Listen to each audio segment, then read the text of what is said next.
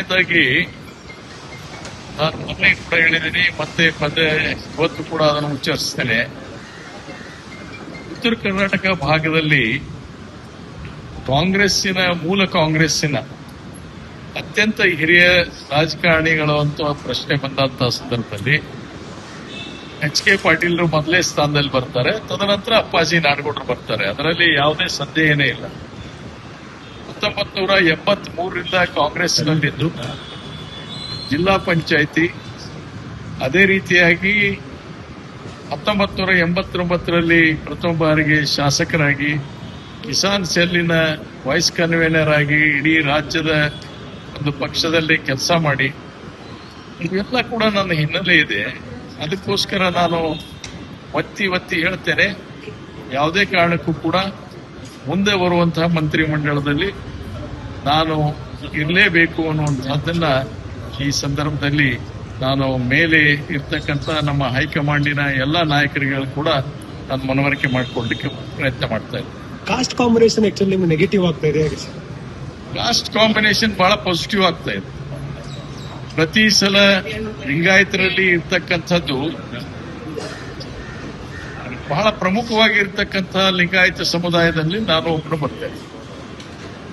Hyderabad Karnataka region, Bombay Karnataka ರೀಜನ್ದಲ್ಲಿ ಅತ್ಯಂತ ಹೆಚ್ಚಿನ ಜನಸಂಖ್ಯೆ ಇರ್ತಕ್ಕಂಥ ಒಂದು ಪ್ರಬಲ ಸಮಾಜದಲ್ಲಿ ನಾನು ಕೂಡ ಹುಟ್ಟಿದ್ದೇನೆ. ಅದನ್ನ ನಾನು ಹೇಳಕ್ ಇಲ್ಲಿವರೆಗೂ ಹೋಗಿಲ್ಲ.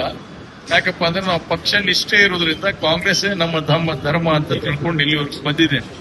ಆದ್ರೆ ಅನಿವಾರ್ಯ, ಇವತ್ತು ಪ್ರತಿಯೊಂದು ಜಾತಿಯ ಲೆಕ್ಕಾಚಾರದ ಮೇಲೆ ನಡೀತಾ ಇರೋದ್ರಿಂದ ಇದನ್ನು ಹೇಳ್ತಕ್ಕಂಥ ಅನಿವಾರ್ಯತೆಗೆ ನಾನು ಬಂದಿದ್ದೇನೆ. ಮೊದಲನೇದಾಗಿ ನಾನು ಮೊನ್ನೆ ಕೂಡ ಹೇಳಿದ್ದೀನಿ, ಮತ್ತೆ ಪದೇ ಇವತ್ತು ಕೂಡ ಅದನ್ನು ಉಚ್ಚರಿಸ್ತೇನೆ.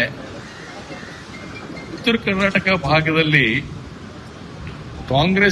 ಮೂಲ ಕಾಂಗ್ರೆಸ್ಸಿನ ಅತ್ಯಂತ ಹಿರಿಯ ರಾಜಕಾರಣಿಗಳು ಅಂತ ಪ್ರಶ್ನೆ ಬಂದಂತಹ ಸಂದರ್ಭದಲ್ಲಿ ಎಚ್.ಕೆ. ಪಾಟೀಲ್ರು ಮೊದಲೇ ಸ್ಥಾನದಲ್ಲಿ ಬರ್ತಾರೆ. ತದನಂತರ ಅಪ್ಪಾಜಿ ನಾಡಗೌಡರು ಬರ್ತಾರೆ. ಅದರಲ್ಲಿ ಯಾವುದೇ ಸಂದೇಹನೇ ಇಲ್ಲ.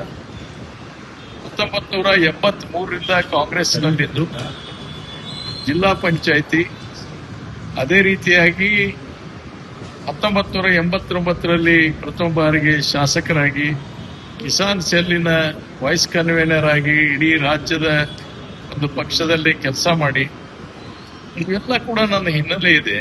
ಅದಕ್ಕೋಸ್ಕರ ನಾನು ಒತ್ತಿ ಹೇಳ್ತೇನೆ, ಯಾವುದೇ ಕಾರಣಕ್ಕೂ ಕೂಡ ಮುಂದೆ ಬರುವಂತಹ ಮಂತ್ರಿಮಂಡಲದಲ್ಲಿ ನಾನು ಇರಲೇಬೇಕು ಅನ್ನುವಂಥದ್ದನ್ನ ಈ ಸಂದರ್ಭದಲ್ಲಿ ನಾನು ಮೇಲೆ ಇರ್ತಕ್ಕಂಥ ನಮ್ಮ ಹೈಕಮಾಂಡಿನ ಎಲ್ಲ ನಾಯಕರುಗಳು ಕೂಡ ನಾನು ಮನವರಿಕೆ ಮಾಡಿಕೊಳ್ಳಲಿಕ್ಕೆ ಪ್ರಯತ್ನ ಮಾಡ್ತಾ ಇದ್ದೀನಿ. ಕಾಸ್ಟ್ ಕಾಂಬಿನೇಷನ್ ಆಕ್ಚುಲಿ ನೆಗೆಟಿವ್ ಆಗ್ತಾ ಇದೆ. ಕಾಸ್ಟ್ ಕಾಂಬಿನೇಷನ್ ಬಹಳ ಪಾಸಿಟಿವ್ ಆಗ್ತಾ ಇದೆ. ಪ್ರತಿ ಸಲ ಲಿಂಗಾಯತರಲ್ಲಿ ಇರ್ತಕ್ಕಂಥದ್ದು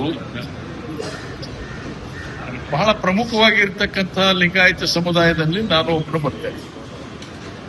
ಹೈದರಾಬಾದ್ ಕರ್ನಾಟಕ ರೀಜನ್, ಬಾಂಬೆ ಕರ್ನಾಟಕ ರೀಜನ್ದಲ್ಲಿ ಅತ್ಯಂತ ಹೆಚ್ಚಿನ ಜನಸಂಖ್ಯೆ ಇರ್ತಕ್ಕಂಥ ಒಂದು ಪ್ರಬಲ ಸಮಾಜದಲ್ಲಿ ನಾನು ಕೂಡ ಹುಟ್ಟಿದ್ದೇನೆ.